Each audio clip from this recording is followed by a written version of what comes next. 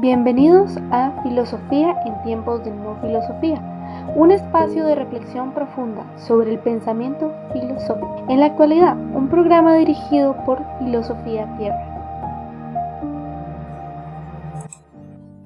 Pero el que tiene bienes en este mundo y ve a su hermano tener necesidad y cierra contra él su corazón, ¿cómo mora el amor de Dios en él?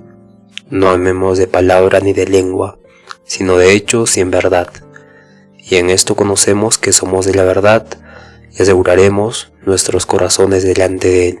Pues si nuestro corazón nos reprende, mayor que nuestro corazón es Dios, y él sabe todas las cosas. Juan 17:20. Bienvenidos al episodio 352. Mi nombre es Marco Antonio y estamos en el día 14 de reflexiones y perspectivas futuras de la filosofía, y hoy nos toca hablar de qué dirección va a tomar la filosofía. Y claro, la filosofía, lejos de ser un conjunto estático de doctrinas del pasado, ha proyectado constantemente una perspectiva futura, ¿no? Como el desarrollo de la lógica, el desarrollo del lenguaje, de la epistemología, entre otros temas como la ética también, la política. Entonces es más amplio, ¿no? Solo que en la actualidad se percibe en muchos países, sobre todo latinoamericanos, como algo muy ajeno, muy difícil, muy lapso, muy sin sentido, ¿no? Y claro, no hay esta cultura de querer conocer más cosas. Y bueno, también hay un tipo de estructura institucional que obliga a las personas a preocuparse por motivos más prácticos, ¿no? Y claro, cada época enfrentaba situaciones difíciles. En esta época se enfrenta una situación económica, capitalista, mercantilista, muy desarrollada, que evidentemente cuando estaba surgiendo el capitalismo también lo hablaron, ¿no? Pero yendo un poco más profundos, podemos abarcar el terreno de qué va a ser la filosofía en este sistema capitalista. Entonces, ¿cuál es el rol de la filosofía en este sistema capitalista, ¿no? Y claro, el rol de la filosofía tendría que ser básicamente como nosotros estamos dentro de un sistema, y claro, el descubrir este sistema es lo primero. Ver, entender de dónde surge el capitalismo, por qué surge el capitalismo, y luego entender por qué nosotros vivimos organizacionalmente dentro del capitalismo, ¿no? Y llegamos a la conclusión de que son estructuras simbólicas heredadas por cultura, y culturalmente entendemos qué es, cómo se genera, qué consecuencias trae, cómo repercute la cultura en nosotros. Y entendiendo la cultura podemos entender también las dinámicas sociales, ¿no? Las dinámicas sociales, y podemos definir éticamente lo correcto, lo incorrecto, lo bueno, lo malo, actuar de cierta forma éticamente en esta cultura que ha sido heredada. Y luego pasamos de esta ética heredada, a entender esta ética heredada, a entender cómo existe un tipo de adquisición o conocimiento de mí mismo frente al mundo, o sea, mi propia filosofía. No, suena muy comercial, ¿no? Pero sería entender mi propia ontoepistemología del mundo, o sea, entender cómo yo conozco lo que está afuera y qué relación tengo yo con lo que conozco allá afuera. Y claro, llegamos a este punto más personal de la filosofía, que ya pasa a la ética un poco, llega a la epistemología, un tipo de revisión ontológica de uno mismo, de estar aquí en el mundo, arrojado en el mundo, y tenemos como reflexión distintas formas de entendernos, de entender por qué estamos acá, por qué actuamos como actuamos, por qué vivimos como vivimos, Y claro, desde este punto es donde parte la filosofía, ¿no? Y claro, es el punto inicial donde el hombre toma conciencia de sí mismo y actúa de una forma que sea auténtica, que sea... La palabra auténtica no especifica, no amplía mucho más lo abarcante que es esta forma, ¿no? Cuando llegamos a este punto existe un tipo de libertad de pensamiento, libertad ética, libertad ontoepistemológica incluso, ¿no? Y claro, aquí en esta libertad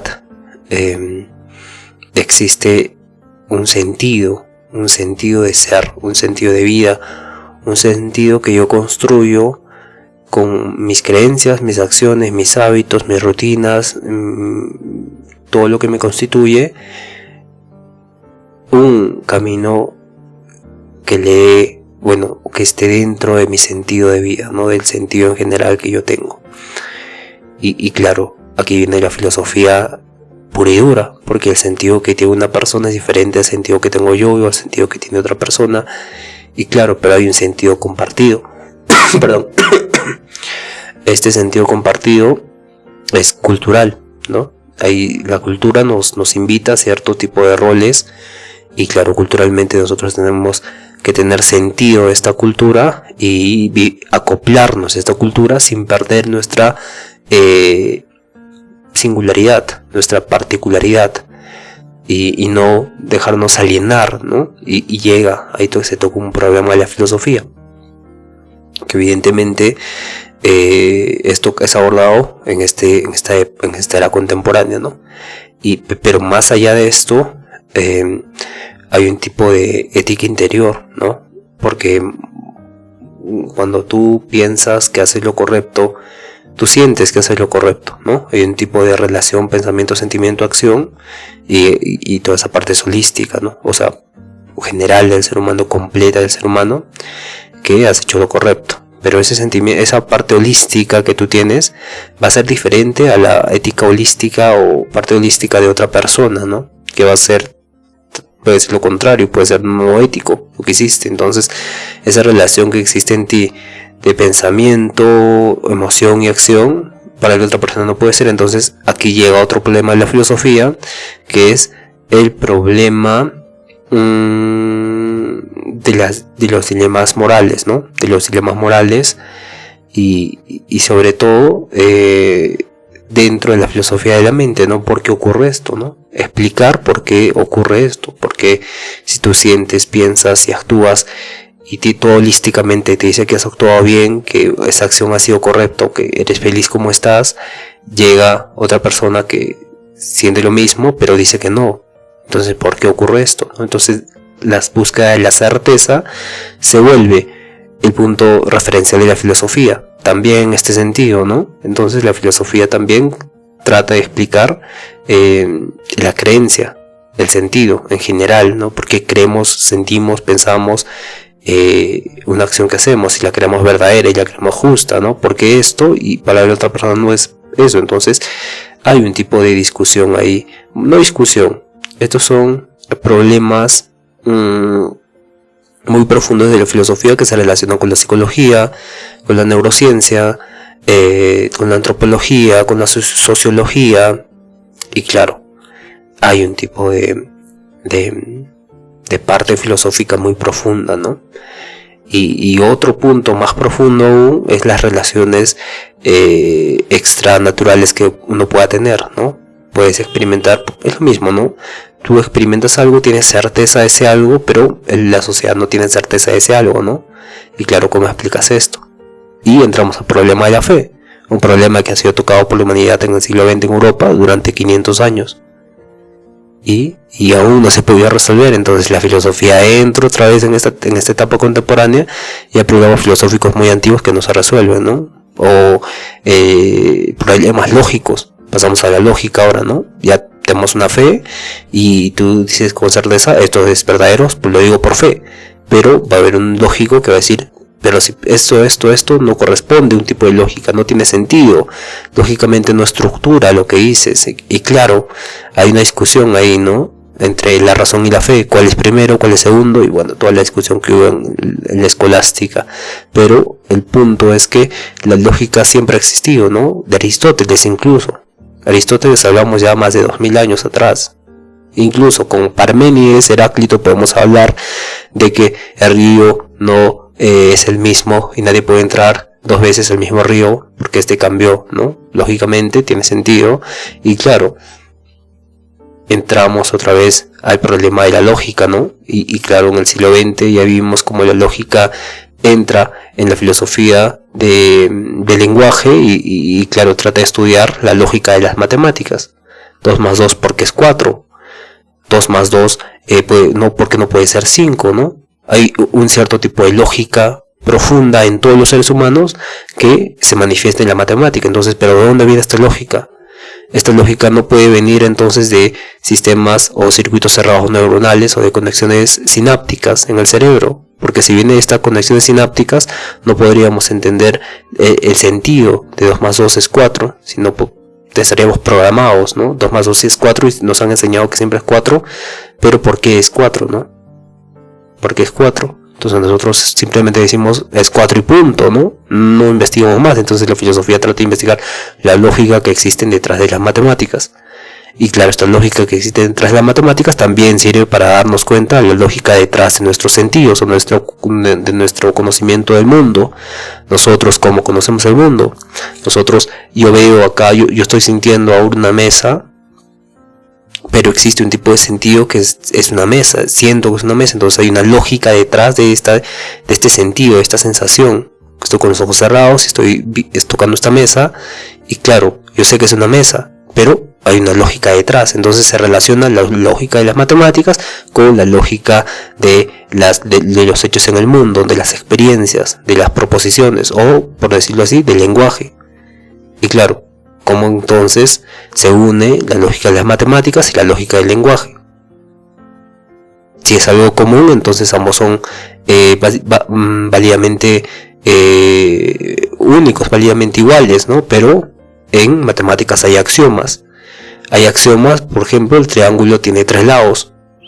Pero en la lengua, a nivel lingüístico, no tenemos axiomas. No podemos decir esto es esto, piedra significa tal cosa, porque es relativo. Bueno, no es relativo en el sentido de que yo digo que piedra no puede ser otra cosa distinta, ¿no? Lógicamente hay un cierto tipo de estructuras, pero los axiomas siempre dan. El triángulo tiene 3 lados y esto es así, por más que yo veo un triángulo en China, un triángulo en papel, un triángulo en las nubes, en mi mente, un triángulo en la pizarra, un triángulo en la pantalla. Pero si dibujamos una piedra, digamos, no podemos decir que la piedra es piedra estando en una hoja, ¿no? O en una pantalla.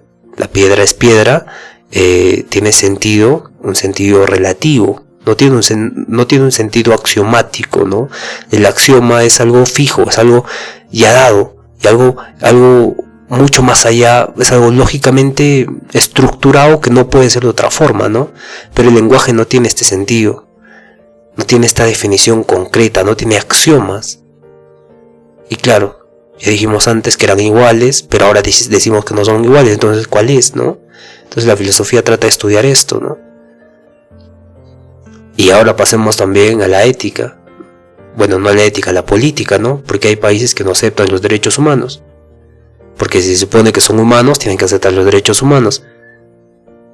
Porque hay un ámbito cultural, social, epistemológico, cosmológico, de visión del mundo propio de ellos, cultural, que define su forma de derechos humanos, que define, o sea, su forma de estar en el mundo y concebir a las personas como ellas alrededor del mundo, ¿no? Existen propios derechos humanos en las mentes de esas personas que definen qué debe ser un derecho humano. Y claro, cuando esto es impuesto, hay un tipo de falta de libertad. Y el principio de la libertad es básico en todas las sociedades. El principio de libertad es como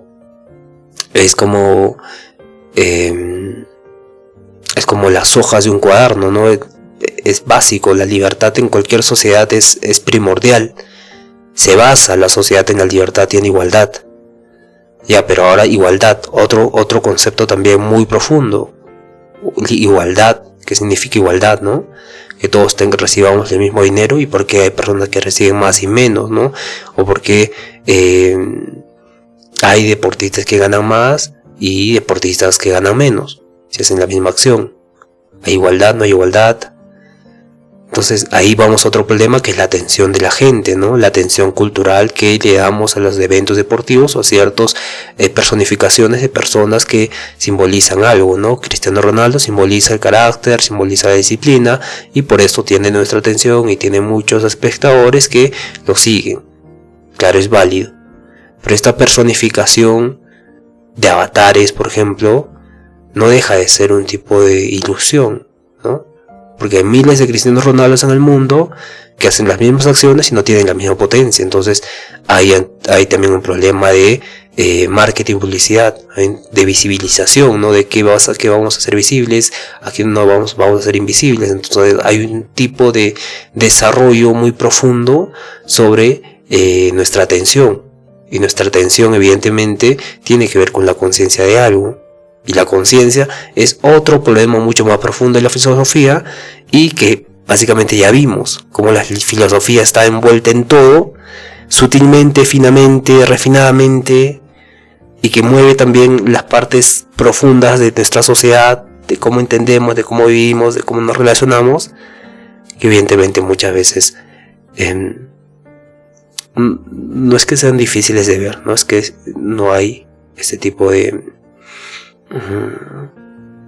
una explicación siquiera, ¿no? Este tipo de reflexión sobre estos puntos de la vida, ¿no? De nuestra vida. Y claro, hoy en día la inteligencia artificial crea un problema filosófico también, y claro, se tiene que sentar con la filosofía, hacer un diálogo permanente en su desarrollo, en su evolución, igual que el cambio climático, la biotecnología, y así pensar las futuras direcciones de la filosofía. Se convierte en una tarea complicada, difícil, porque se abarca a todo el ámbito. Si lo manejamos de forma sutil, entendemos de forma sutil todo, ¿no? Y claro, el porvenir de la filosofía se convierte en el porvenir de la humanidad misma, porque si sale una nueva teoría que revolucione, como la teoría cuántica, la mecánica cuántica, sea de las supercuerdas o el gato de Schrödinger o el experimento de las rendijas, lo que fuese, cambia completamente el paradigma de cómo entendemos el mundo, y de acuerdo a cómo entendemos el mundo va a cambiar también la estructura de cómo va a cambiar, de cómo vamos a entender la sociedad, de cómo vamos a entender lo social y de cómo nos vamos a entender a nosotros mismos también. Y claro, entonces el porvenir de la filosofía también es el porvenir del desarrollo social, del desarrollo en este caso más allá de lo ético, lo político y lo social, del desarrollo del individuo, ¿no? Del individuo como ser libre. Y claro, también se va a constituir un nuevo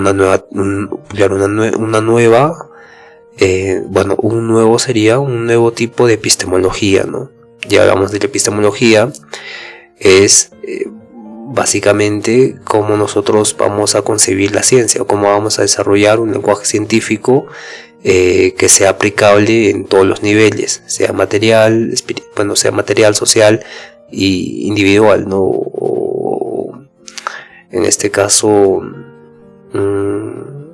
de forma psicológica, por así decirlo, porque la epistemología va a definir con qué nuevos modelos científicos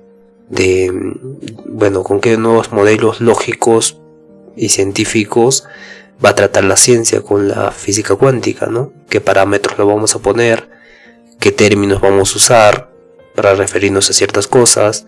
¿Cómo vamos a distinguir una teoría cuántica de una pseudociencia? o cómo esta pseudociencia puede pasar ahora a ser una ciencia fija, una ciencia exacta, tal como la conocemos, estándar. Entonces la epistemología va a entrar en juego acá. La epistemología, evidentemente, hay filosofía de la ciencia que desarrolla todo este tipo de separación, todo este tipo de marco conceptual que se agrega al desarrollo, al descubrimiento de un nuevo hito, ¿no? O de un nuevo paradigma científico también. Bien, entonces surgen también las partes emergentistas de la filosofía, ¿no? 5 minutos, por favor. Bien, entonces el emergentismo es este tipo de corriente de conocimiento que no está completamente definido ni para el lado materialista ni para el lado idealista, por así decirlo, del conocimiento, y tiene que emerger, ¿no? Entonces la filosofía contemporánea, a través de este proceso de expansión, con nuevas áreas de investigación. Estas nuevas áreas de investigación, evidentemente que no han sido respondidas por las antiguas áreas de investigación como la física o muchas veces la neurociencia y la filosofía, terminan emergiendo, ¿no? Y estas tendencias emergentistas no solo responden a estos cambios científicos y tecnológicos que vimos hace poco con este cambio de tendencias, con este cambio de paradigmas, sino que también transforma la cultura, transforma lo social, transforma el ambiente y con ello a nuestro tiempo inmediatamente. Entonces la filosofía de la tecnología es sumamente clave para entender este tipo de tendencias emergentistas, ¿no? Antes no se hablaba de la filosofía de la tecnología. Evidentemente con la inteligencia artificial se empieza a ver el impacto ético, el impacto ontológico social de esas nuevas tecnologías digitales, y claro, se abordan preguntas sobre la autonomía de las máquinas, la responsabilidad moral de los algoritmos y claro, el lugar del ser humano en todo este conglomerado digital globalizado que está apareciendo, ¿no? Y está muy hiperconectado también. Evidentemente la neurofilosofía o la filosofía de la mente, bueno, la neurofilosofía específicamente es una teoría emergentista también, ¿no? Porque integra descubrimientos que la neurociencia hace pero que no puede responder, y tradiciones filosóficas que hablan de la conciencia, de la percepción, del libre albedrío, que evidentemente tienen relación con estas tendencias neurocientíficas. Y claro, hay la ética en la filosofía ambiental que también se vuelve emergentista también, ¿no? Y claro, la ética global corresponde a un tipo de emergencia que sale, ¿no? Se centra esta ética global en problemas como la pobreza, que evidentemente este término pobreza ha sido incluido. Evidentemente nosotros entendemos que siempre ha existido esta definición, ¿no? Y evidentemente vamos a ver que esto no es así. Este término ha aparecido ya en el siglo XVII, XVIII como un problema en la sociedad. Evidentemente antes eran esclavos, ¿no? Y se hablaban de esclavos. Y claro, vemos entonces como esta ética global ya empieza a hablar o se empieza a centrar en los problemas que trascienden fronteras, ¿no? Como hablar de la pobreza a nivel global, de la migración, de los derechos humanos, de la diversidad cultural. Y claro, propone estos marcos normativos universales para definir qué cosa se considera tal, qué cosa, hasta qué punto vamos a hablar de esto. Y claro, porque hay un tipo de contexto local, contexto multicultural que no tenemos, o bueno, éticamente no es correcto que se impongan cierto tipo de pensamiento, porque ya estaríamos entrando dentro de un tipo de dogma. Y claro, el dogma es muy relativo, bueno, no es relativo, ¿no? Sino que el dogma es utilizado por casi toda la actividad humana. Hay un dogma científico, hay un dogma religioso, hay un dogma social, hay un dogma lingüístico, todo está lleno de dogmas. ejemplo, ¿no? El dogma lingüístico podría ser que diga yo. Cualquier persona del mundo que diga que crea yo camino así, que empiece a hablar de esta forma, o yo he visto, o la palabra yo corresponde a un tipo de dogma. Un dogma que sería un concepto universal, abstracto, absoluto para todos, ¿no? Y evidentemente en estas dimensiones, en distintas dimensiones, se habla de estos tipos de dogmas que tenemos. Y claro, cuando hablamos de una ética global y de la justicia social, no tenemos que prever marcos normativos universales de qué vamos a considerar tal acción, en qué rango le vamos a poner y demás, ¿no? En un contexto local, en un contexto multicultural, evidentemente es muy importante para el desarrollo de la ética, la filosofía, para la ética del individuo, ¿no? Entender todo el comportamiento humano. Evidentemente, dogma no es un término propiamente de la ética. En ética no se habla del término dogmático, se habla el término deontológico, podríamos decirlo, o universal, ¿no? Un tipo de ética universalista, ¿no? Que definiría un dogma, pero en este caso el dogma siempre es usado para hablar de un tipo de religión. Sin embargo, quisiera aclarar también que aparte de los distintos grados de dogma que en la sociedad se perciben y se pueden visualizar, he querido hablar también de nuevas éticas que aparecen, ¿no? La ética ambiental, por ejemplo, la que se denomina como emergentismo o como teoría emergentista, la ecoética, donde se explora la relación que tiene la humanidad con la naturaleza, la relación que tiene esta con la tecnología, y claro, todo esto enmarcado en una crisis climática global, ¿no? Y claro, se van a discutir sobre la sostenibilidad de cómo vamos a vivir y desarrollarnos como sociedad en un marco sostenible que no afecte a generaciones futuras. Y claro, también se hablan de derechos de los ecosistemas, ¿no? O sea, el río tiene derechos, la montaña tiene derechos, y claro, en muchos países se les considera reservas naturales. Y creo que estuve viendo en Costa Rica. Costa Rica es un país, es fascinante. Costa Rica es único, ya veremos en el canal más videos de Costa Rica seguramente, y nada. Entonces, en cambio, en Perú, en varias partes de América Latina en general, hay un tipo de respeto a los ecosistemas, ¿no? Tienen sus propios derechos. Y claro, es una nueva forma de habitar el planeta. Y evidentemente surge como teoría emergentista, ¿no? La filosofía ambiental y la ecoética. Y claro, también como teoría emergentista van a salir el transhumanismo, ¿no? El transhumanismo y la biotecnología, que va a examinar las implicaciones filosóficas del mejoramiento humano, ¿no? O la edición genética, la prolongación de la vida. Entonces se discute dilemas éticos sobre la modificación de la naturaleza humana, ¿no? Si este humano se modifica muchas veces con tecnología, deja de ser humano, o lo consideramos humano, tiene derechos especiales, no tiene derechos especiales. Y hablamos del chip de Neuralink antes, ¿no? Hablamos sobre qué pasa si el día de mañana Neuralink lanza un chip que mejore la memoria en todos los humanos, entonces cada uno, y se convierte como en un tipo de celular donde se distribuye a todo el mundo. Entonces todo el mundo compra y ahí está bien, ¿no?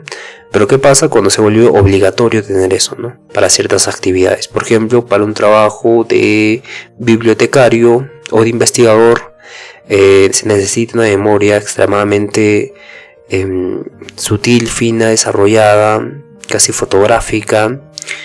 Y aparecen dos personas, una que está con esta memoria de Neuralink y otra que no está, ¿no? Entonces hay una desigualdad. Entonces todos estos problemas que se van a crear, evidentemente la filosofía tiene que prever estos y responder. Y claro, hacer unos marcos para que se desarrolle la tecnología y la sociedad de forma que no implique una ruptura ética en su desarrollo. ¿Qué más decirles, no? Hay nuevas áreas ahora de investigación en la filosofía contemporánea. Ya no se va a limitar solo a debates que se tenían antes, ¿no? Estos debates tradicionales entre, por ejemplo, Karl Marx, Hegel, Kant versus Hume. Bueno, hay muchos, ¿no? Pero yo no lo veo como debate, sino lo veo como un desarrollo, ¿no? Un desarrollo donde así había un mejoramiento del pensamiento, ¿no? Pero en ese tiempo siempre se respondían los filósofos. Y el que respondía más era este filósofo, no era Bátimo, era Bátimo. Bien, era un sarcástico que hablaba de los filósofos. Evidentemente ese tipo de filosofía literaria no es la que compete para el desarrollo de la filosofía, ¿no? Bueno, porque igualmente muchos desarrollan este tipo de filosofía, ¿no? Un tipo de filosofía histórica donde hay un tipo de debate tradicional, Heráclito, Parménides, bueno, hay muchos, Platón, Aristóteles, y claro, la filosofía debe encargarse de esta relación que existe en la evolución de la conciencia, en la evolución de ir más allá de los límites de nuestro sentido, o sea, muchas veces los filósofos tienen miedo a esto, ¿no? La mayoría de los filósofos tienen miedo a esto, miedo a lo desconocido. Claramente, este miedo a expandir la conciencia mucho más allá tiene un tipo de prejuicio, ¿no? Un tipo de prejuicio no analizado que ellos mismos tienen. Evidentemente que la sociedad culturalmente se ha construido este temor, ¿no? Y como construye muchos temores también. Sin embargo, la filosofía siempre ha tenido esta tendencia, ¿no? A expandir más la conciencia, donde teorías han desarrollado nuevos paradigmas, y evidentemente estos paradigmas han hecho que la sociedad se desarrolle mucho más. Y claro, con la tecnología y con el emergentismo de la ética en la tecnología en la inteligencia artificial, se hace un análisis muy profundo de la responsabilidad. Muchas personas en muchas sociedades ven la responsabilidad como lo que debes hacer, lo que se debe hacer, ¿no? Pero la responsabilidad es algo mucho más profundo, ¿no? Que se debe pensar, que se debe sentir, y cómo vamos a definir lo correcto en que debemos sentir sin que ataque la libertad de expresión de esa persona. Evidentemente es algo muy complejo, ¿no? Y claro, en la ética de la inteligencia artificial se habla de un tipo de análisis de transparencia sobre qué herramientas modales en la arquitectura de los datos se están usando para el desarrollo de los tokens en los algoritmos de inteligencia artificial. Y claro, entonces existe un tipo de justicia, ¿no? Justicia en sistemas autónomos, ¿no? Cuando existe esta transparencia. ¿Hasta qué punto permitimos a una empresa ocupar todos los chips de una fábrica y privatizar esta fábrica o no privatizar, no se dice, ese término es exclusión, venta exclusiva, ¿no? Y claro, hay cierto tipo de responsabilidad en el desarrollo de la tecnología y claro, como vivimos en una sociedad capitalista, hay mucha batalla, ¿no? Como pasó con Estados Unidos o China, ¿no? Estados Unidos prohibió la venta de chips a China de esta empresa de los Países Bajos. No es IBM, es otra empresa que hace chips, y claro, venden los chips de 5 nanómetros a 8 nanómetros, y China solo tenía de 12 a 15 nanómetros, y lograron así aún hacer DeepSeek, ¿no? Bueno, DeepSeek, que es esta IA conversacional que funciona, tiene una mejor arquitectura que OpenAI, ¿no? OpenAI tiene esta arquitectura, ha sido la primera, y bueno, no ha sido, bueno, sí ha sido la primera en lanzarse, y claro, sí la primera en desarrollarse como tal. Luego viene Gemini, que también, como hay una transparencia, como decía antes, donde los documentos, para que exista esta ética de la tecnología, se necesita que estén libres o que se muestren con claridad cómo funcionan. Evidentemente han hecho estos de forma rápida, ¿no? De forma rápida y de forma eficiente, y claro, lanzan Gemini, y luego sale Mistral, y luego sale Elon Musk con Grok, y claro, luego sale el famoso Kiwin igualmente de China, y hay el surgimiento de IAs generativas de video, IAs generativas de imágenes, y claro, un nuevo mercado se abre para la tecnología, pero ese mercado es un tipo de desarrollo cultural que se abre, ¿no? Se abre un nuevo tipo de desarrollo cultural donde los humanos ya interactuamos con algoritmos o sistemas autónomos, y claro, se tiene que crear una ética de la inteligencia artificial, ¿no? Y surge como teoría emergentista. Evidentemente, la filosofía de lo digital se encarga ya también, aparte, bueno, separando la ética, toda la parte ética, se va a encargar la filosofía de lo digital a este impacto, la hiperconectividad en la identidad, ¿no? Nuestra identidad está siempre hiperconectada a ciertos algoritmos, a cierto tipo de videos que vemos, a cierto tipo de entorno, y claro, este impacto de hiperconectividad hace que seamos dependientes a cierto tipo de ser en el mundo, ¿no? Para hablar en términos más claros, sino heideggerianos, ni siquiera heideggerianos, esto es un término de ser en el mundo, se podríamos llamarle más o menos alemán, ¿no? Donde ser en el mundo, Dasein, o ser en el mundo significa estar en el mundo, ¿no? Lo podríamos traducir, que tú estés escuchando esto ahora mismo, estás aquí y ahora. Y claro, para hablar de esto, ser en el mundo, hay un tipo de relacionado a la identidad, ¿no? Tu identidad está condicionada a un cierto tipo de patrones, más allá de ese tipo de conexiones sinápticas, está conectada, o está claro, está creada, programada por cierto tipo de estímulos a nivel de identidad que uno se genera, ¿no? Por ejemplo, no sé si vieron a personas que escuchan música de rock, ¿no? Esas personas, bueno, no todas también, pero hay cierto tipo de estereotipo. Ahí están, los estereotipos constituyen un tipo de identidad. Entonces cada estereotipo tiene un tipo de, no programa, pero tiene un tipo de certeza de que es el mismo, ¿no? Y claro, esta certeza de que es el mismo el que actúa, evidentemente es una construcción culturalmente asociada a experiencias pasadas, ¿no?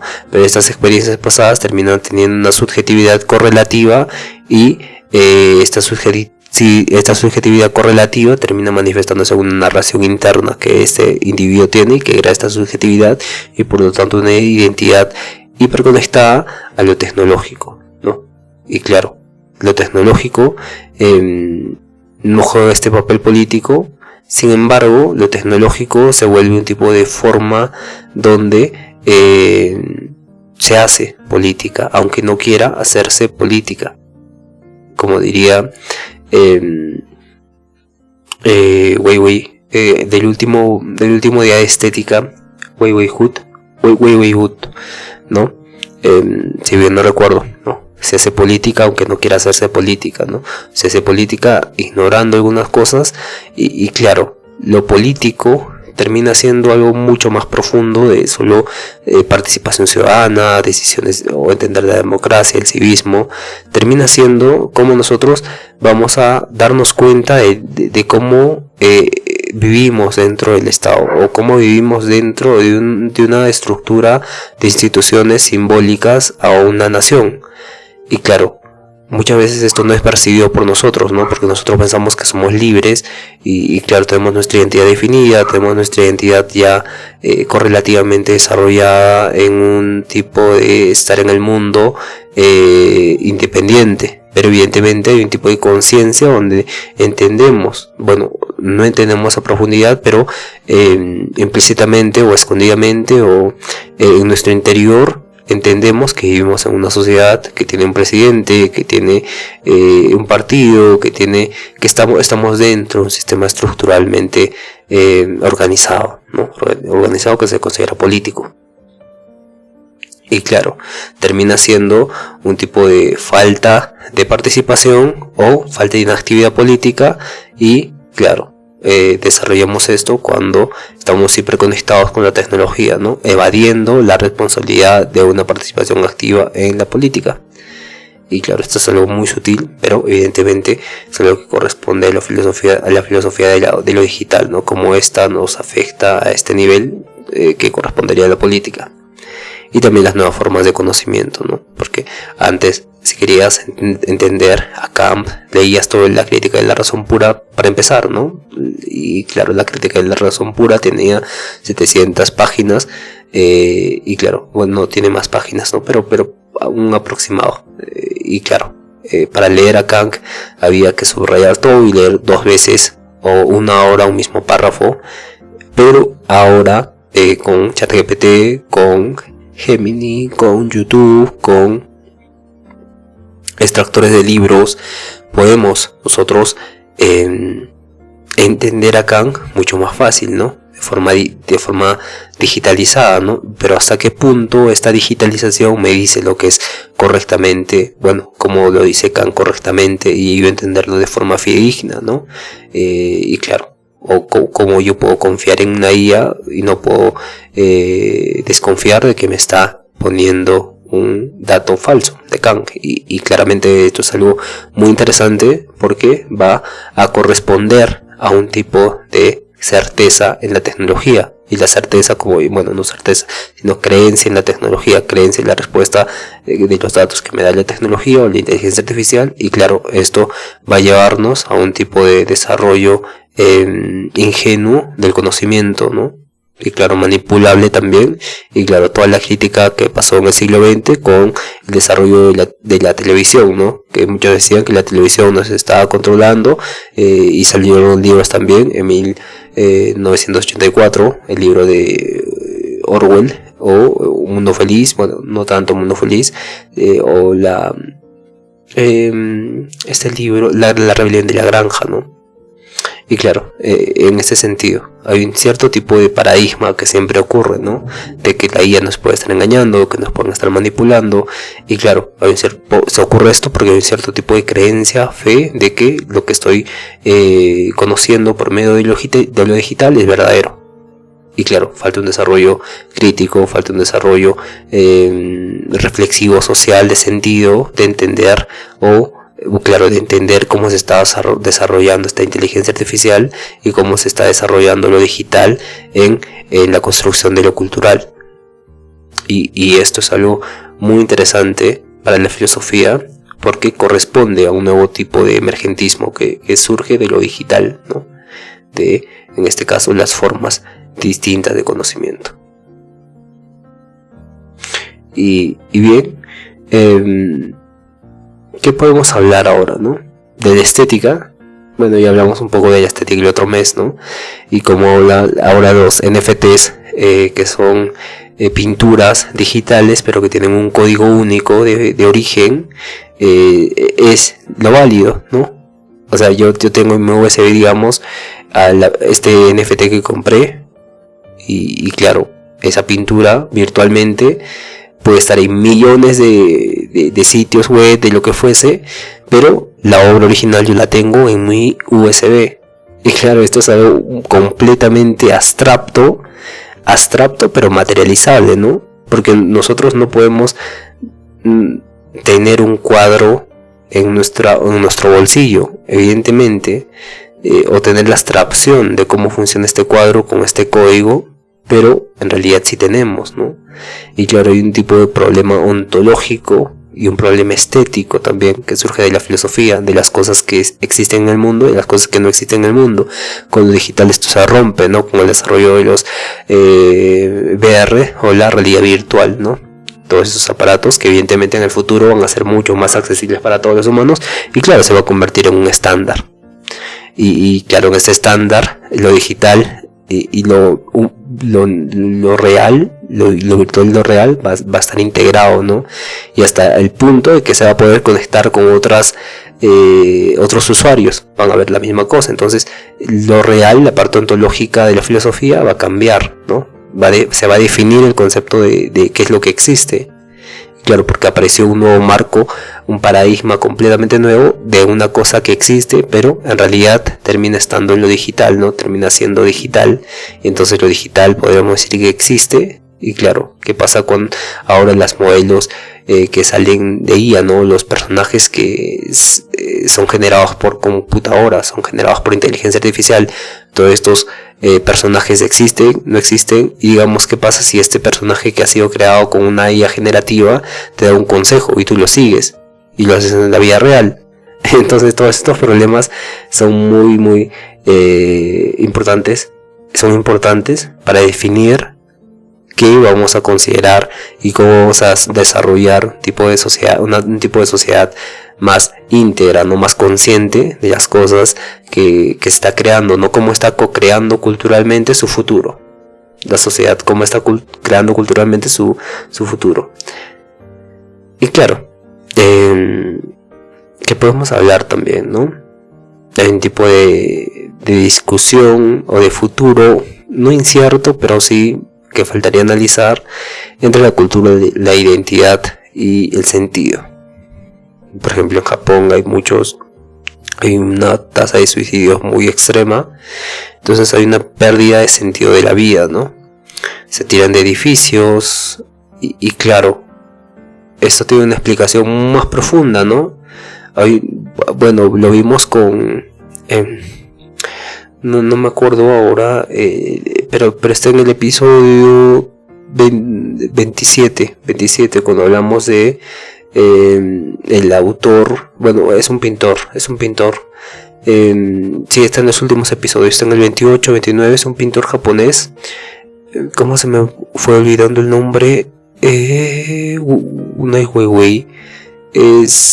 Bien, lo vamos a buscar. No sé, impaciente. Estamos buscando rápidamente. Es el pintor. Aquí lo tengo. Es Murakami. Él combinaba esta belleza del pop, ¿no? Esta belleza de la parte pop que era más plana, pero más brillosa. Y que claro, ahí se dio cuenta que había un vacío posmoderno, ¿no? Había un vacío posmoderno de Japón, y como esta se había infantilizado después de haber perdido la guerra con Estados Unidos, ¿no? Y había un tipo de combinación en su pintura que combinaba lo pop, por así decirlo, esta belleza popular o esta belleza aceptada por la cultura occidental, que a la vez combinaba la tradición japonesa de un tipo de vacío o un tipo de trauma que había tenido con la bomba de Hiroshima. Y claro, él decía que en esta sociedad japonesa había puesto pantallas por todos sitios para no querer ver la herida que había causado la bomba y la guerra con Estados Unidos, ¿no? El trauma que había causado Estados Unidos. Y claro, este trauma se manifestaba con este tipo de suicidio, ¿no? Bueno, no específicamente, pero relacionado con este vacío posmoderno. Y claro, el vacío posmoderno surge por la pérdida de sentido que le damos a la vida, ¿no? Nosotros podemos tener un sentido ahora, ¿no? Podemos nosotros luchar por nuestras familias, podemos luchar por un ideal, pero ¿qué pasa cuando este se rompe, ¿no? Cuando este deja de existir?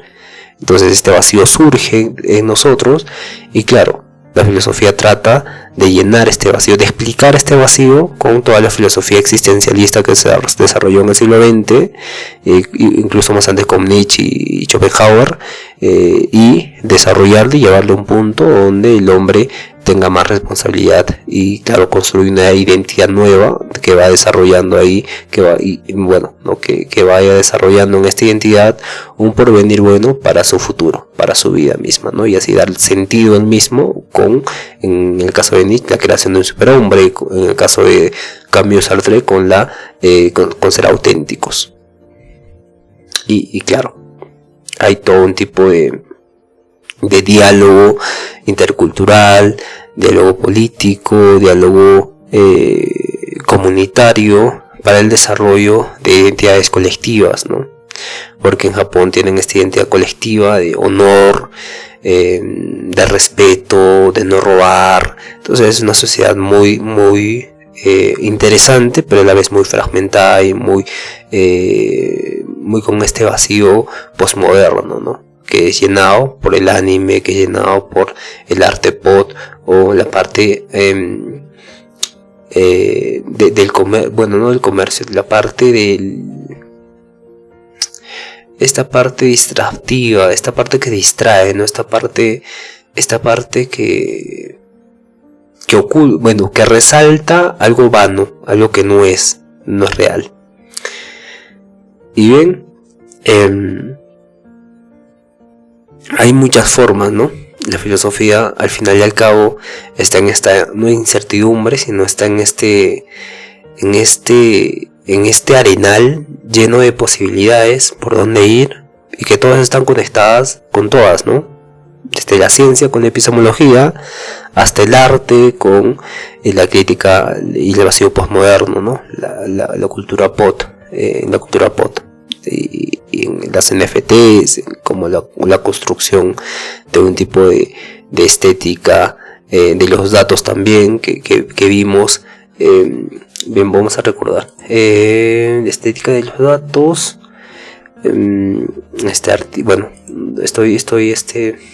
Estoy haciendo un esfuerzo innecesario porque no debería ser así, pero podemos hacerlo también, ¿no?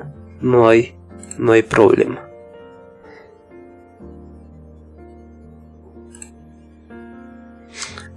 Claro, en la estética hablamos demasiado. Claro, Weiwei era la crítica hacia los estados totalitarios, ¿no? Y también tiene una historia muy interesante. Bien, entonces la filosofía desde la estética hasta la ciencia tiene repercusiones y en el medio hay un camino muy amplio en diferentes disciplinas. Lo único que le faltaría a la filosofía es el apoyo de la sociedad, ¿no? Y a la sociedad evidentemente no le gusta pensar por qué cree lo que cree y piensa lo que piensa, actúa como actúa, sin que se cuestione el mismo su existencia de el por qué actúa de esa forma. O para ser más simples, por qué piensa lo que piensa, siente lo que siente y actúa como actúa, ¿no? Y claro, cuando el hombre sea consciente de esto, se va a interesar por mucho más cosas que lo habitual, ¿no? Va a despertar de este sueño de una cultura compartida, heredada, y se va a cuestionar todo el ámbito de la realidad, ¿no? Y para qué finalidad, siguiendo un enfoque utilitarista, una contrarrespuesta utilitarista. ¿Para qué sería esto si no beneficia a la sociedad, al desarrollo de la sociedad? Y como Hegel diría, ¿no? Eso está bien porque hace que el espíritu absoluto se manifieste en la sociedad, y eso está bien para que tengamos más libertad, para que lleguemos a un punto de libertad más fuerte. En este caso, yo respondería que esto es importante para que el ser humano cree un futuro más consciente para sí y para los demás también. Bien, entonces nos vemos el día de mañana. Mañana hablamos de la vía pública, de la vía privada, de la educación, y esta filosofía en el ámbito educativo, en el ámbito de la vida civil, de la vida pública, de la vida privada, y claro, la filosofía y este papel en el ámbito cotidiano, podríamos llamarlo de esta forma.